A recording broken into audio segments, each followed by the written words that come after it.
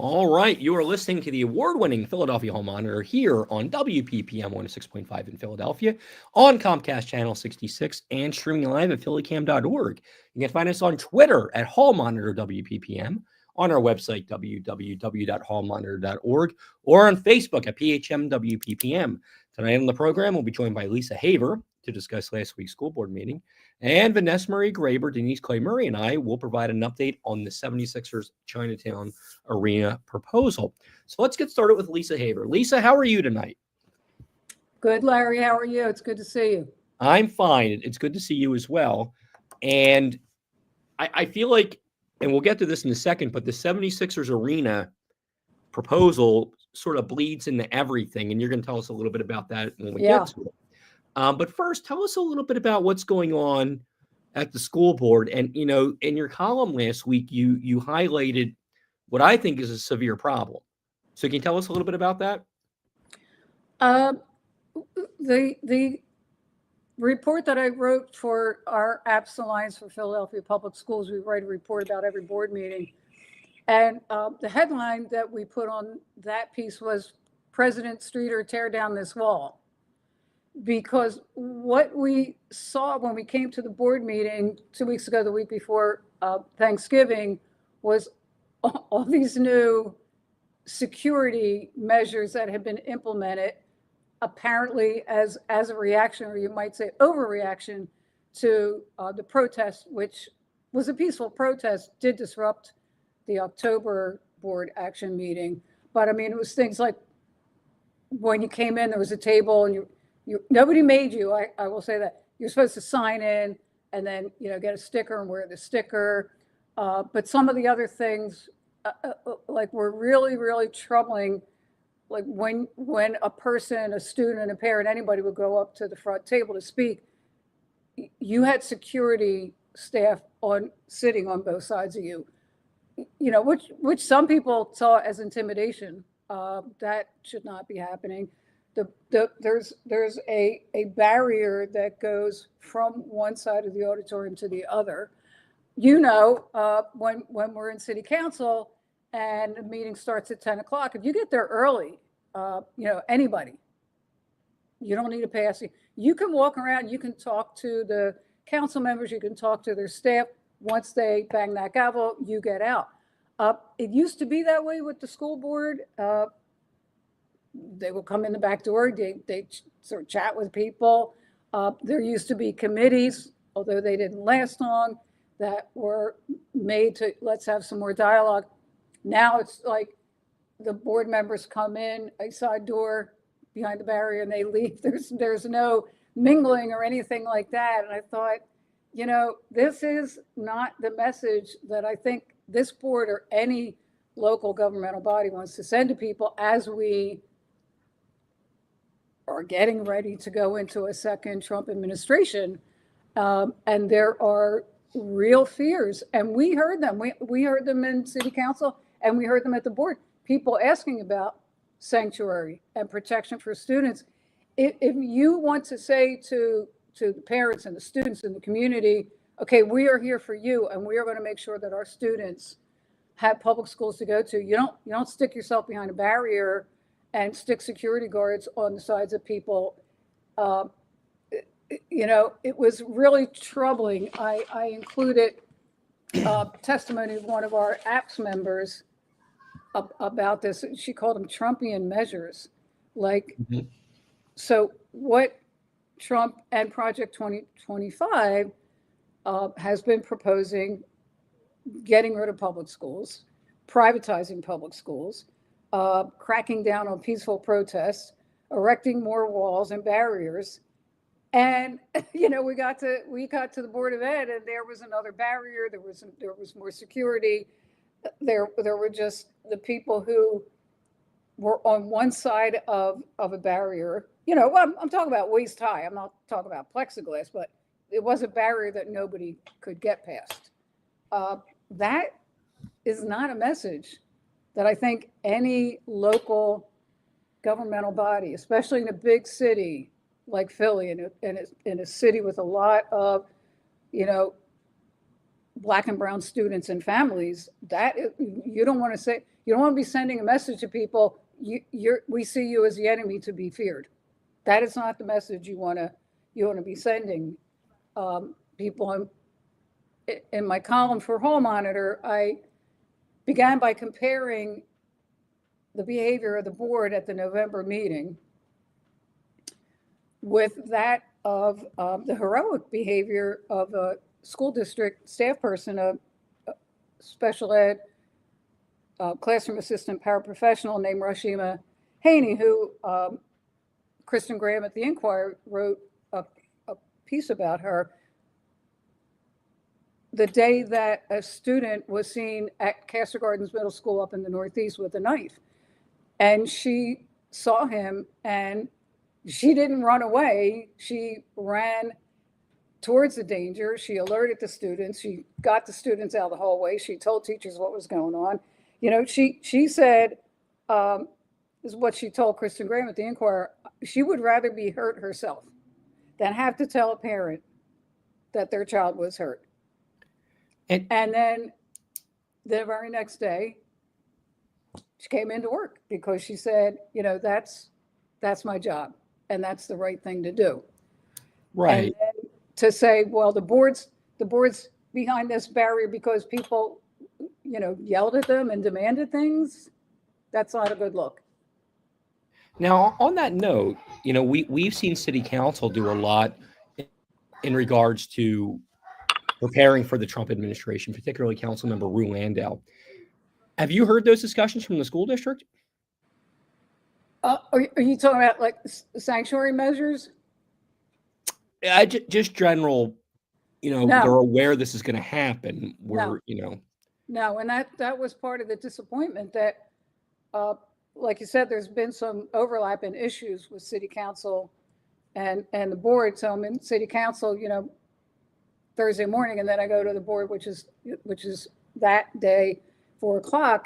And yes, you know, the arena issue comes up, sanctuary issue comes up.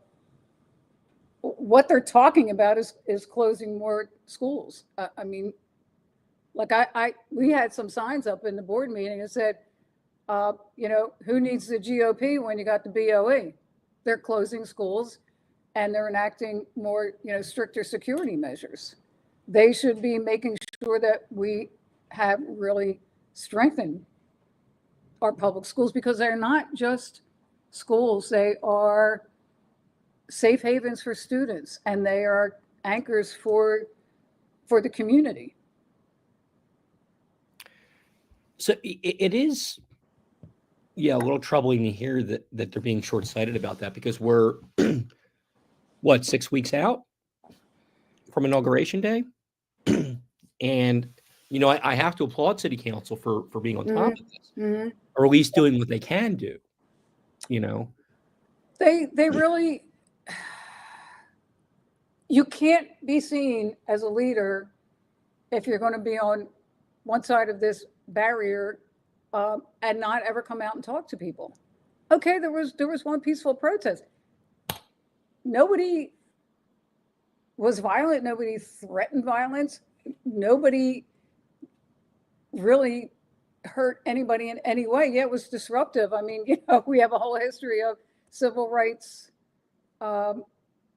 demonstrations for all kinds of civil rights issues, women's issues, you know, gay rights issues. Yeah, sometimes you have to disrupt the status quo, but it was not nobody was in any kind of danger at all. This kind of overreaction is not what the board in the city of Philadelphia should be doing because they are not assuring people, okay, we are all on this side together as we go into this very scary time with a president who talks about vengeance, who talks about mass deportations, who talks about detention camps. We need to know that, hey, we may not just agree on every single issue, but we here in the city are together, and you, the city council, is going to protect us, and the mayor's going to protect us, and the Board of Education, whose job it is to educate students and protect them can't be hiding from its own constituents. I'd like to bring Denise Clay-Murray here on Philadelphia Hall Monitor. Hi, everybody. I'm sorry I'm a little bit late. No Hey, problem. Denise, how are you? I'm good. I'm good. You're bringing up the fact, like when you say barriers, do you mean like physical barriers, like walls kind of thing, like plexiglass? Talking about, no. So that's about waist high. So it used to be that if you walked up the aisle, there'd be a desk there, and then we did it all the time. I mean, we were there all the time. We would talk to the board members, and then little by little, there was, tables that the staff sat at, which pushed the public farther back. And then there was like one of those, like movie ribbon barrier kind of things.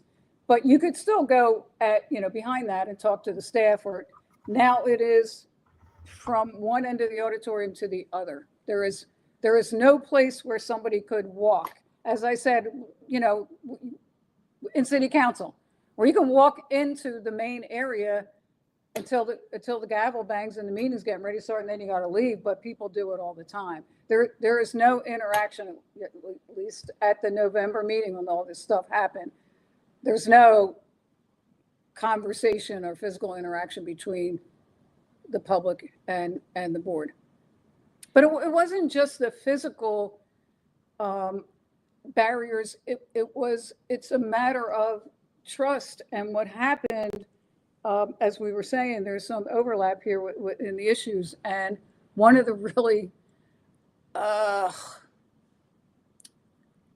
regretful, I'm trying to be, not too harsh here, but something that happened that was really, really a misstep on the part of the board was, in order for, there's certain tax abatements, like the Keystone Opportunity Zone and the TIF, the tax, Larry, spell that out for me again. Tax incremental financing. Yeah, the TIF, tax incremental finance. Those types of things have to be signed off both by City Council and the Board of Education. If it affects tax income to the district, the Board of Education has to sign off. We, members of the Alliance for Philadelphia Public Schools, we're at every single meeting. We know what's going on. We look at the agenda every day. We see what's happening. We do research. We did not know until just about 2 days before that they were going to be voting on an official item on the agenda that they had added about 48 hours before, which is like the legal minimum requirement. It has to be within not less than 48 hours posted to be called public notice.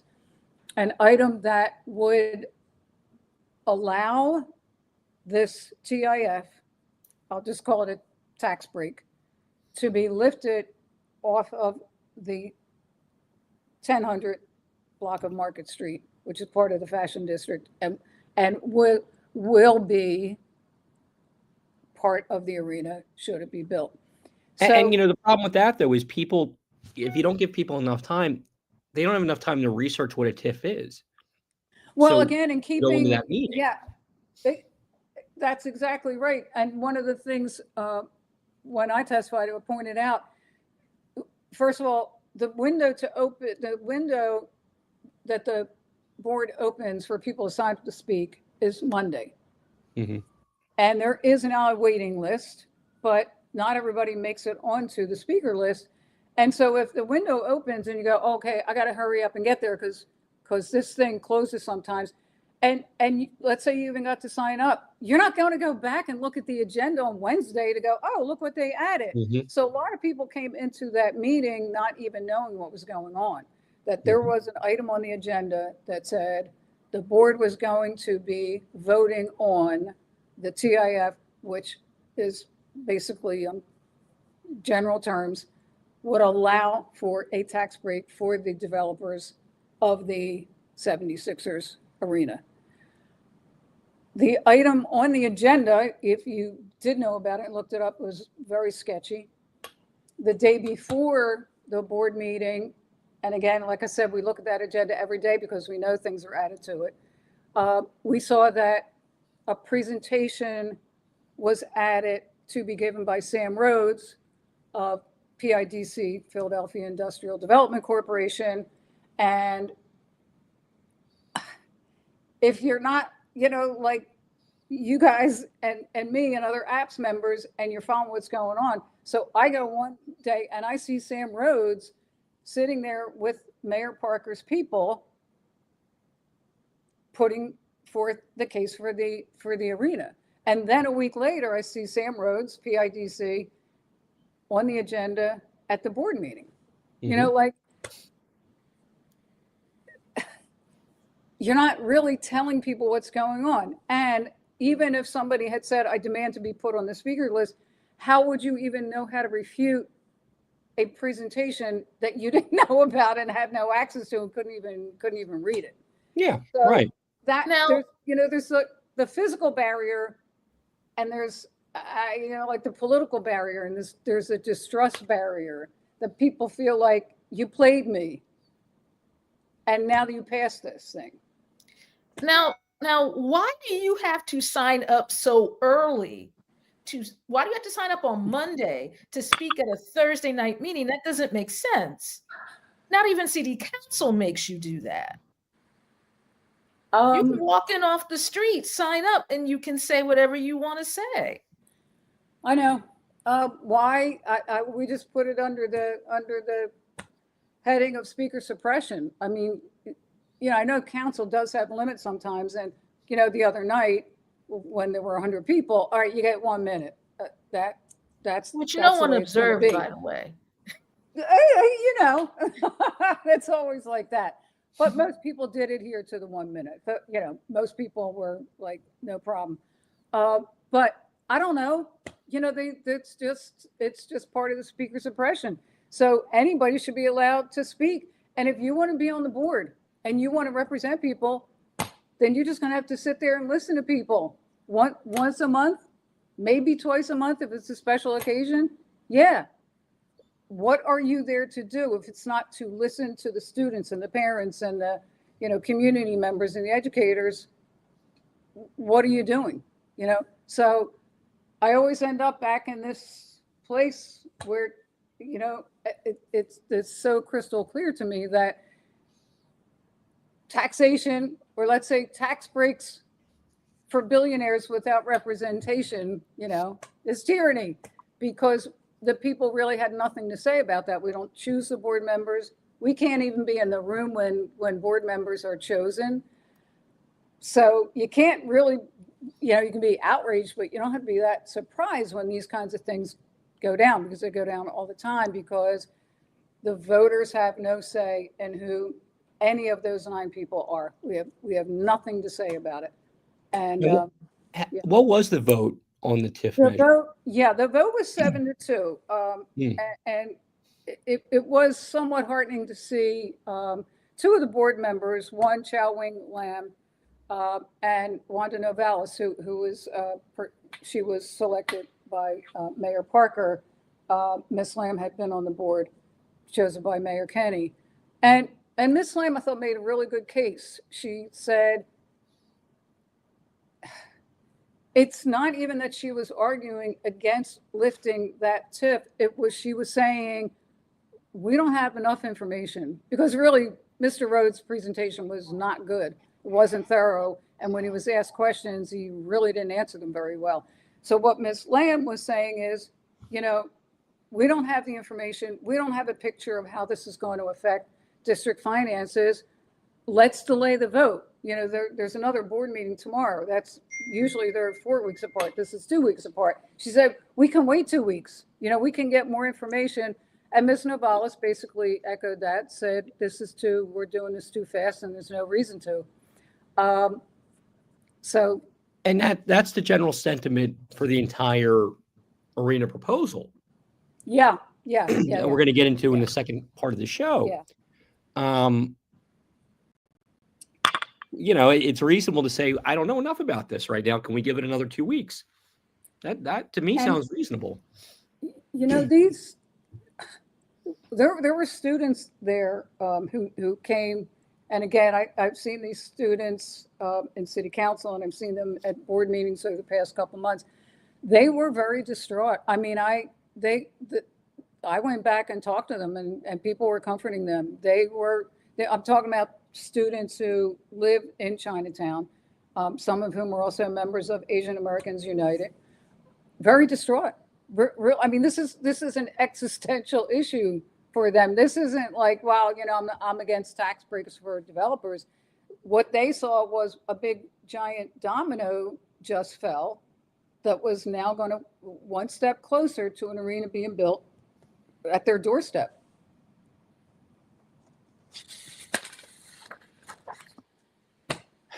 And that's part of the argument we've been having.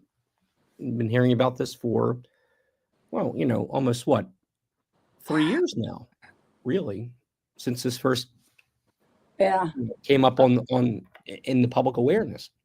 Yeah, I mean, we're dealing with the issue of the school closings, which I mentioned before. There's really, what we've seen is really a very slick process unfolding, and surveys and advisory committees, and apps raise the issue of meetings being canceled without notice, times and dates changed, misinformation being presented at public meetings, and we actually wrote to the board and the administration about this stuff.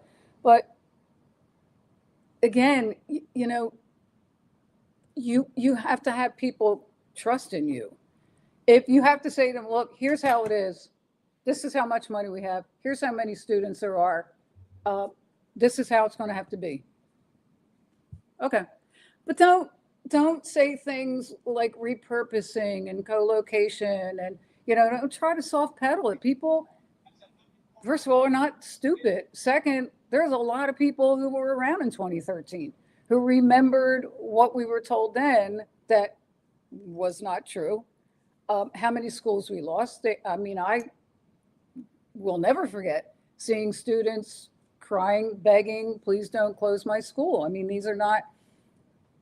they are political issues, but for students and families, they're quality of life issues. And then you could say existential issue. You're going to shut down the school in my neighborhood that I went to, and maybe my mother went to, and now my kids go to. This is part of our neighborhood. You just don't shut it down? Why? And this because I interviewed you as part of this story that I feel is like it's never going to be published on this closings in 2013 and the impact that they've had not only on the neighborhoods themselves, but on the city's gun violence epidemic, and how you had some places where you had, like, particularly with Germantown High School, when Germantown High School shut down, the kids there were sent to Martin Luther King. And these were two schools that traditionally had fought with each other. And a lot of these fights were generational. You had it so that, like, my dad fought your dad, your mom fought, your dad's mom fought my dad's mom, my grandfather fought your grandfather. And then you put these kids in these two schools together. And fortunately, it didn't turn out horribly, but it did not start well. And you could just see the cluelessness of the people who at that time were on the School Reform Commission and the committees. And, I'm not even going to mention any names, but just the cluelessness of like, where did you go to school? Because everybody seemed to know as soon as they said, okay, we'll shut down Germantown and send the kids to King. It was like this collective gasp, like, where are you from that you don't know you can't do that? And it wasn't just those two schools, of course, and we're facing every year, this is cyclical, every year there's applications for new charter schools, and there's a whole procedure for that. My point being, one, of course, we don't need any more charters because more than half of the charter schools we have now are under-enrolled. And if you're saying we have to shut down neighborhood schools, you then cannot say, oh, okay, but we'll approve schools that are privately managed and drain the finances of the district and take students out of the neighborhood public schools. That, I don't see how that is going to fly. And if you are renewing substandard charter schools, which the board does all of the time, and then you say, okay, but we have to close public schools. It's very, you can look back at 2013 and compare what they did in 2013, they being the district, because of course there were different names and faces, but now it's very slick. It's much more like, hey, we're there for you, and we're going to have a bunch of meetings and fill out a survey. But when it comes down to it, nobody in any community anywhere has any legal recourse when their school is targeted for closure. Charter schools, the Pennsylvania charter law provides for extensive and totally publicly paid for legal proceeding, which can go up to the Supreme Court. There's several appeals steps. And we actually have at least two that I know, Franklin Town Charter and Memphis Street Academy, that are in court right now. And we're going to be spending millions of dollars in legal fees for the district lawyers and the charter school lawyers. And that's going to take a long time. But when they say, like, I don't want to curse anybody, but, Levering School back in 2013, there was nothing anybody at Levering could do except go to a meeting and beg and maybe cry, and your school is going to close anyway. There's no legal recourse for people in a public school community to save their schools. So, Lisa, what are some of the things you're keeping an eye on? We're kind of at the end of the year. This actually might be the last time you're going to be on with us in 2024. So what are some of the things people should be looking at as we go into 2025? I think the thing to really watch out for is the school closing, because it was interesting because some of the board members actually asked Superintendent Tony Watlington about this process. I think because we, APS and other people brought up some of the issues, and there were answers given, but I kept waiting for somebody to say, well, why are we paying Brownstone Consulting Company $430,000 annually to carry out this process when they can't even, figure out where to put the meeting or how to tell people the meeting's canceled. But we're spending a lot of money. There's going to be advisory committees. There's already some type of committee that has already been chosen by whom I don't really know, but kind of a community partner kind of thing. That really is, it's a stretched out timeline. So the beginning and the end of the timeline are the most important parts, because there's all the, sound and fury right now in meetings and surveys. And then it's really just not going to be news for a while. And then boom, at the end, when they have issued a list of schools that they want to close, there's going to be almost no time to actually organize any opposition to that, because within a month the board will be voting on that. So that's really the biggest issue right now.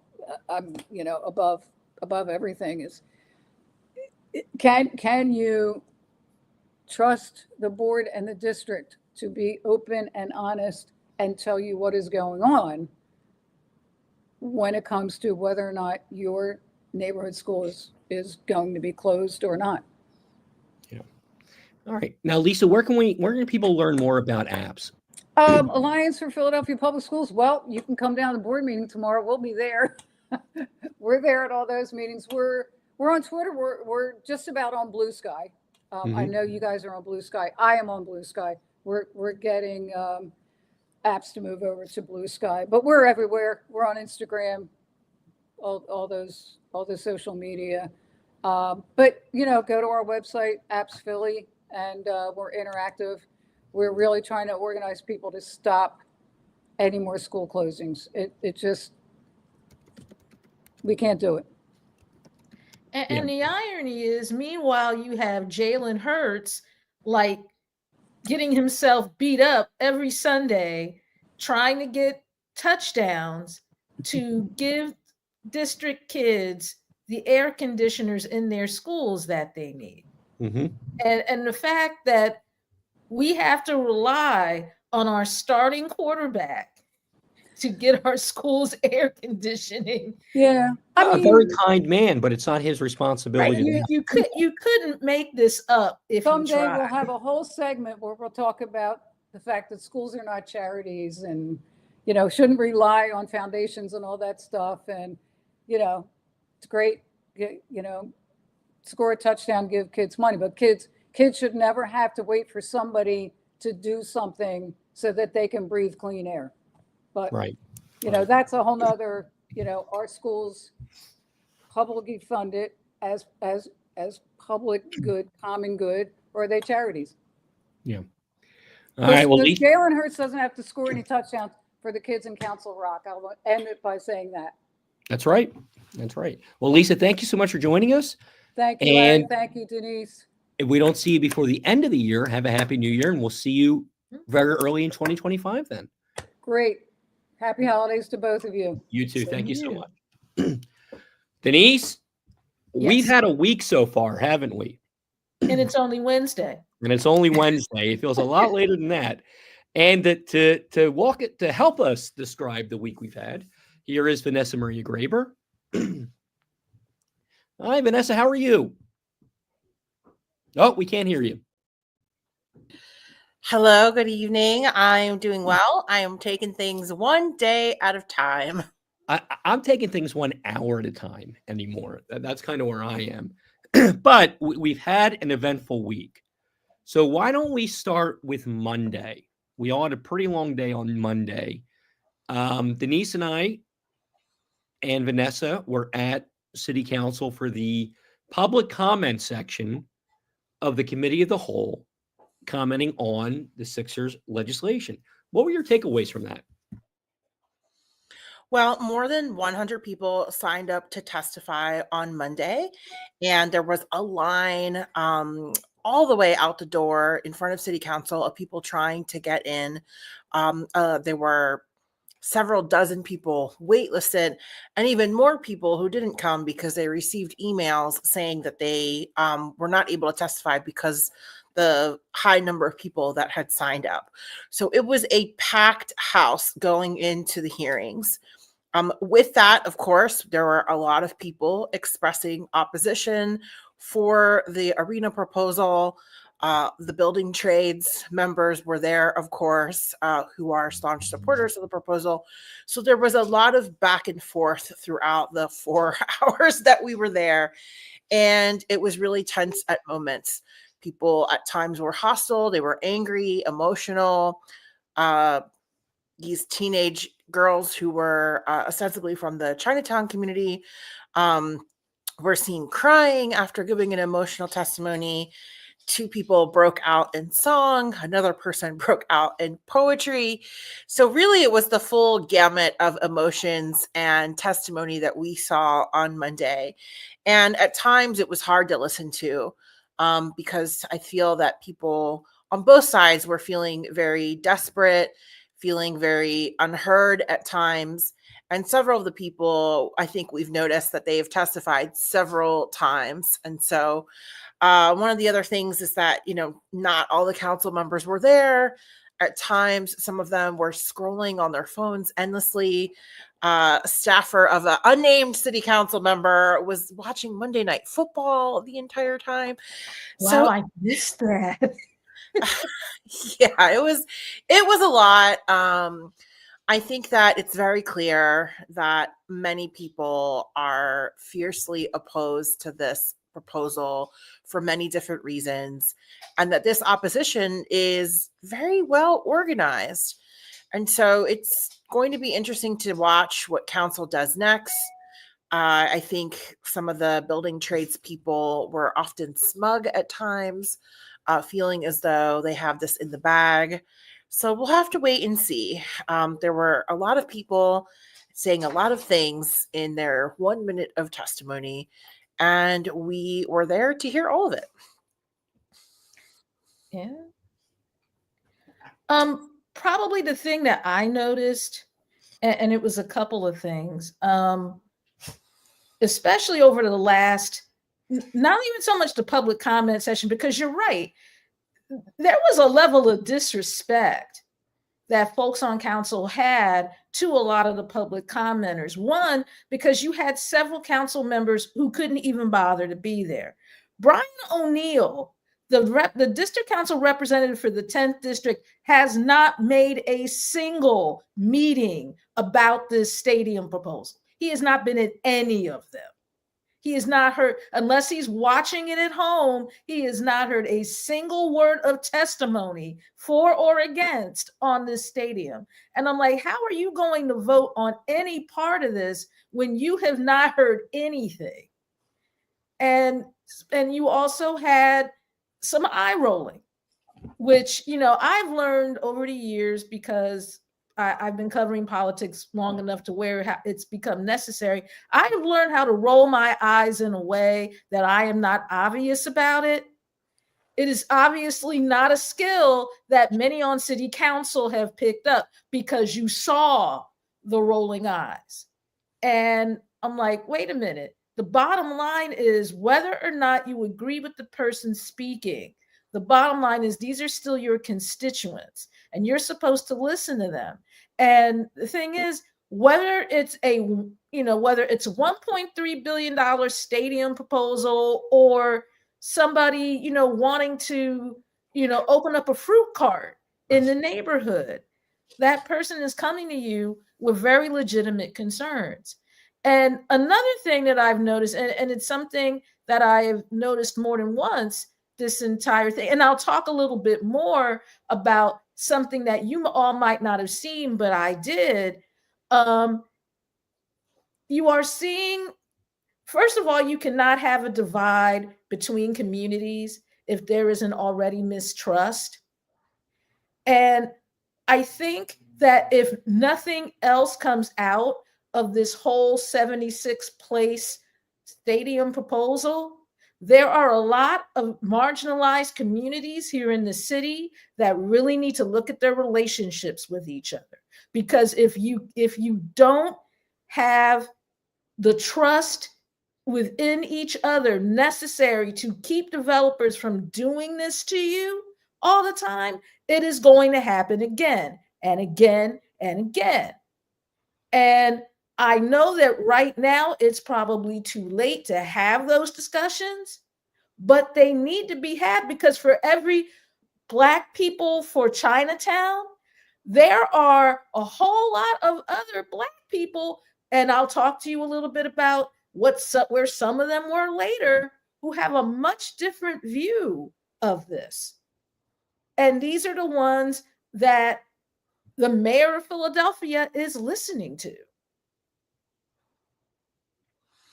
Yeah, I think that's right. I think that this divide and conquer strategy has been incredibly effective at pitting communities against one another. We heard some of that in the testimony on Monday, where people were saying things like, what about my community?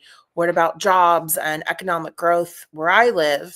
And people saying things like, well, you don't look like me and you don't care about me, so why should I care about you?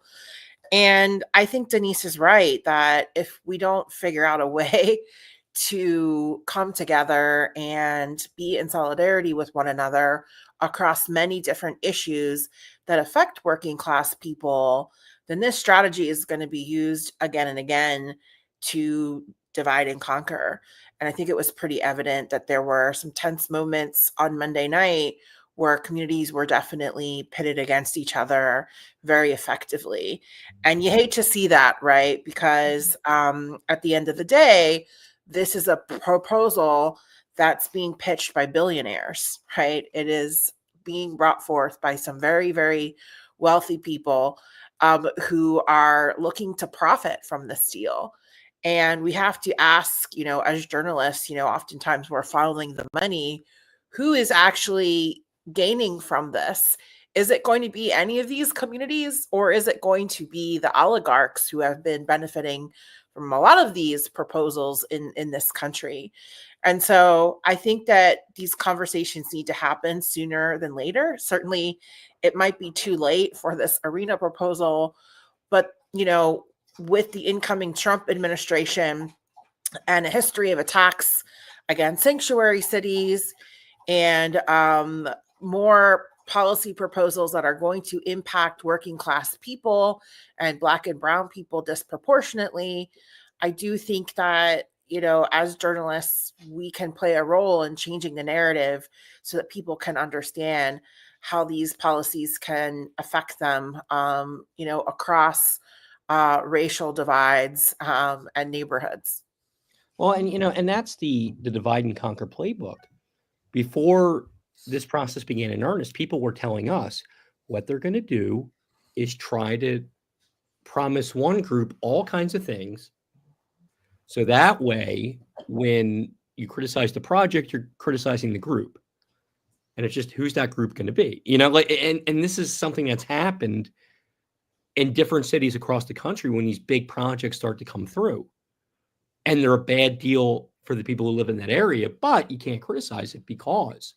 And you're right, Vanessa, that's the kind of thing that's going to keep happening because it's been proven successful. I think it's been successful to a certain degree in this case as well. Yeah. And the one part of the meeting that is still like in my head, and I'm still like, I cannot believe that I heard this. If you're on Twitter, there's a gentleman that calls himself Next Philly Mayor. His name is Jeremy Blatstein, and I use that term gentleman kind of loosely, so forgive me. He is Jewish. And that is important because he got up there during public comment and delivered what has to be the most anti-Semitic rant I have ever heard from anybody. Because he was talking about the fact that the owners of the Sixers just happened to be Jewish. And he said, he basically accused the anti-stadium forces of, being against big, scary Jewish developers, which made a couple of the commenters who came after him, who were stadium opponents and just happened to be Jewish, start their remarks by telling you that they were Jewish, and contrary to what this person was saying, that's not what we're doing at all.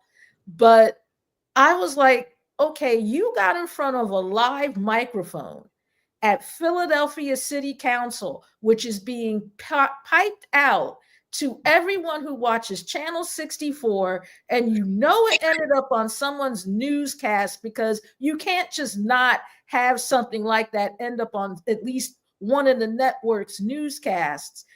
And you're going to say this, and everybody's just you heard a gasp, because no one could believe that someone would get up there and say something so incredibly anti-Semitic like that.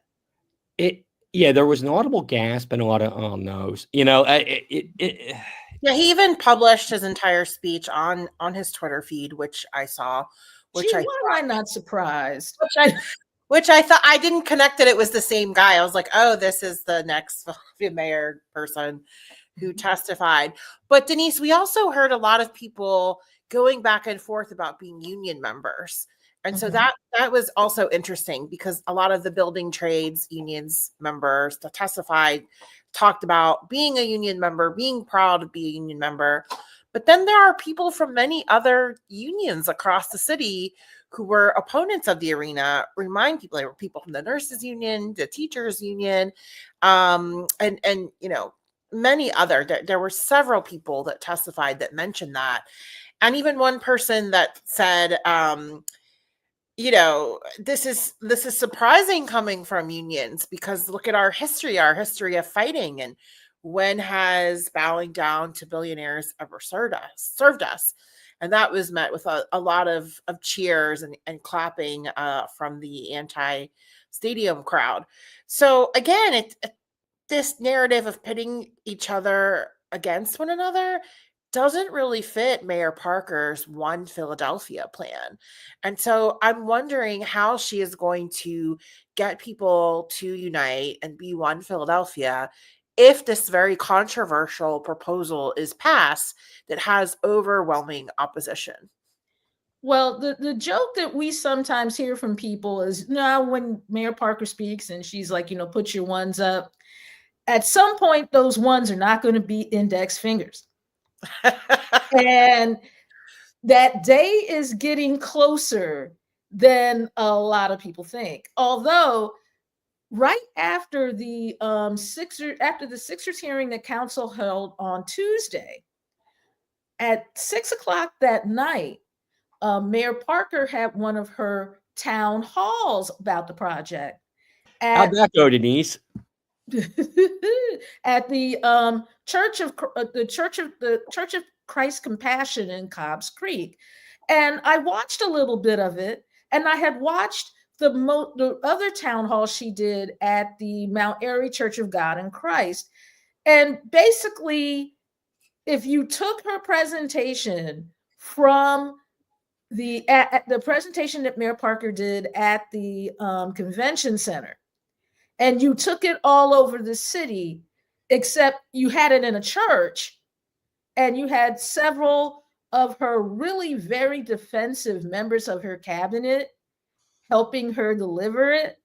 That's kind of what it was. And it ended up being something that struck me so much that I ended up making it my column for this week's Hall Monitor newsletter, because we are not technically a theocracy in America, but why folks feel the need to go to church and try to sell political stuff, it kind of bugs me, especially when you know that when it comes to Black political participation, the church is kind of at the center of it. And you are going into these churches talking up this stadium. Now, to their credit, stadium folks that oppose the stadium have been at these meetings. And at last night's meeting in particular in Cobbs Creek, let's just say that it got to the level of loud in the church that my late mother, who was a very, church-going person, would not have appreciated, because you're not supposed to talk to each other that way in church. And, the whole idea behind having these meetings in these churches is that among the supporters of the stadium is the Black clergy of Philadelphia and vicinity. Now, why they're supporting it, no one knows. No one understands why the Black clergy of Philadelphia and vicinity supports anything or anyone it supports. They often don't make sense. But in this particular case, it was kind of in your face. And this is the second of these town hall meetings that she's going to have. She's going to have 5 in total. And it'll be interesting to see where the rest of them end up and whether anything at all different is said on her part, especially since council itself is currently in negotiations with the Sixers to try to come to a better benefits agreement that's a little closer to what people want. I mean, the PADC, which is Chinatown's Development Corporation, says they want at least $139 million. You had a press conference today from Save Chinatown and several other community organizations that said it should be $300 million, which Councilman Mark Squilla, the person who put the bills, who introduced the bills, said $300,000 is a non-starter. I don't even think council's going to ask for that much, but they want more money. And from sitting through the hearing on Tuesday, you have 5 people for sure who are not going to vote for this arena under any circumstances. You have about 6 people who are going to vote for the arena no matter what the circumstances. The bottom line is you have to get to 9 to get the project either passed or shot down. And it's a race to see who gets to 9 first. And right now, that race is anybody's race. Right. And one of the things about that Tuesday hearing, Denise, that we started to see is the common refrain of we don't have enough information. Added on to it, we don't have enough information. How do we still not have enough information at this point? The Sixers were about a month ago. Council asked some questions. Sixers came back yesterday, still couldn't answer those questions, specifically about SEPTA, who's paying for SEPTA, all these different kinds of things that still have not been resolved yet. And you're asking council to approve this plan without key details in place. This is very reminiscent of when the Parker administration asked City Council to give them a $100 million blank check for these triage centers. Still haven't seen anything come of that yet. And it's concerning, I think, when this keeps happening. Just give us the money and we're going to work it out later. Well, now people are starting to say maybe this isn't the best way to do things. Well, this is the dog ate my homework administration. There's a real lack of transparency in this organization or this administration, not just for the public and for journalists, but we've heard city council members complain about that, not having documents and not having their questions answered. Publicly, they've complained about it. Right, exactly. Like this isn't some behind the doors complaint. They have said so in city council hearings. They have said so in press conferences that they've been very, very frustrated with this administration. I should add, since we've been talking about Kensington, that tonight's town hall is in Kensington once again at the Block Ministries, where Parker held a town hall about the budget, which included that $100 million for the triage center. And so it sounds like, Denise, that they're continuing with this trend of holding these town halls in churches. And I think people should keep in mind that it's not so much that people are opposed to churches, although it can be exclusionary because we have a lot of different faiths, right? And we have a multicultural, multi-faith population here in Philadelphia. But a lot of people especially people who are activists and do harm reduction work in Kensington, have a very negative view of the Block Ministries because of how they perform their work and how they have been undermining the work of others in that community. And so I thought about going to the Rock. Sorry, it's the Rock, not the Block Ministries today. And I asked a couple of people, hey, are you going? And they emphatically said no, that they didn't want to go in there. They didn't want to go to that building. And again, that they felt that that space alone was toxic and exclusionary. And so I think it sends a message when you continue to have community meetings and town halls in a space with an organization that has been viewed very negatively by residents, business owners, and others in the community. What is the point of doing that? Aren't there more neutral spaces? I would think the McPherson Library in Kensington would be a better place to have a town hall.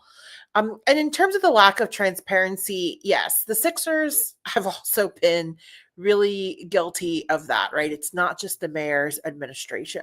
There's a lot of outstanding questions. It's still unclear who is going to pay for the $20 to $25 million a year that it will cost for SEPTA to accommodate all of these riders to get to a 40% public transit usage. The Sixers have agreed to provide SEPTA passes for season ticket holders. They may or may not, it's not clear. They haven't put anything in writing to expand that to all ticket holders, but only in the first year. And so what happens after that? SEPTA has been dealing with a $240 million budget deficit. And, Lance did an excellent job covering all of those hearings. There's some huge problems there. They've had to cut a number of lines and services, which the public was staunchly opposed to.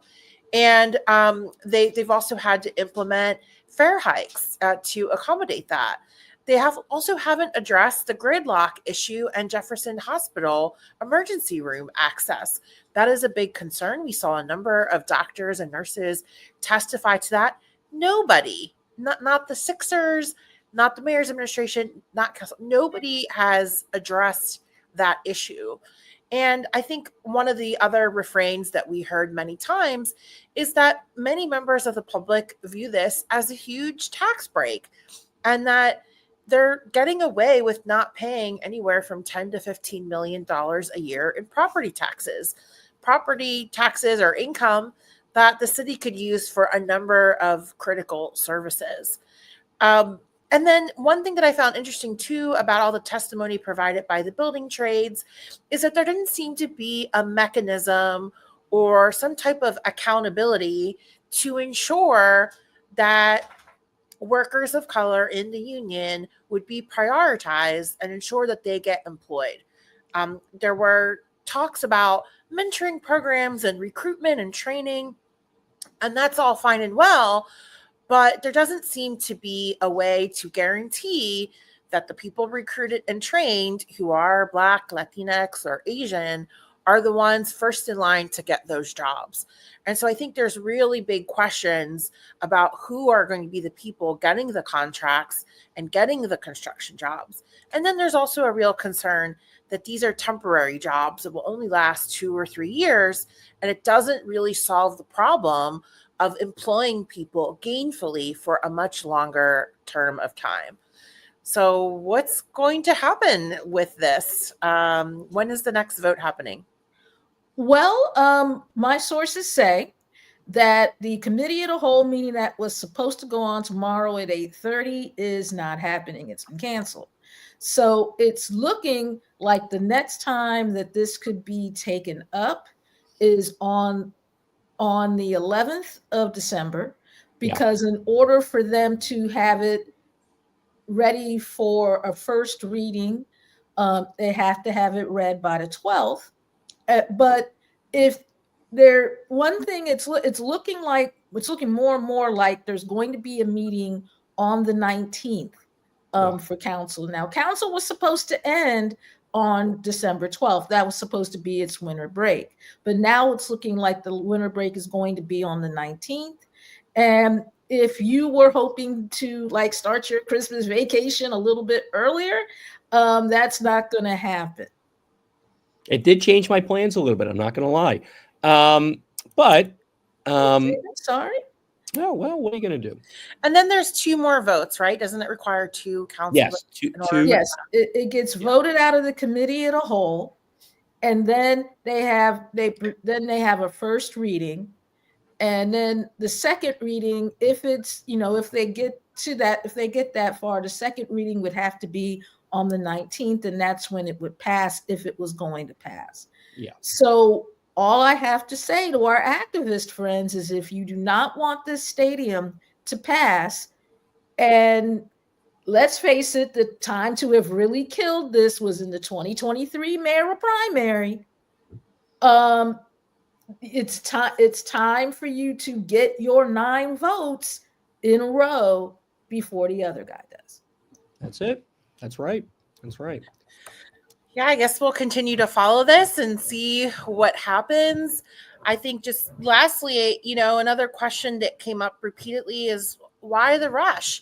When we discuss the timeline and everything that needs to happen, it begs the question once again, why is council rushing through this process? And with so much opposition, why are they not listening? I don't think they lose anything by waiting until the spring to finish this up if they're going to do it. They really don't. But this is where we are. So that's all we have for this week. We'll be back next week with more of Hallmonder. Thank you very much.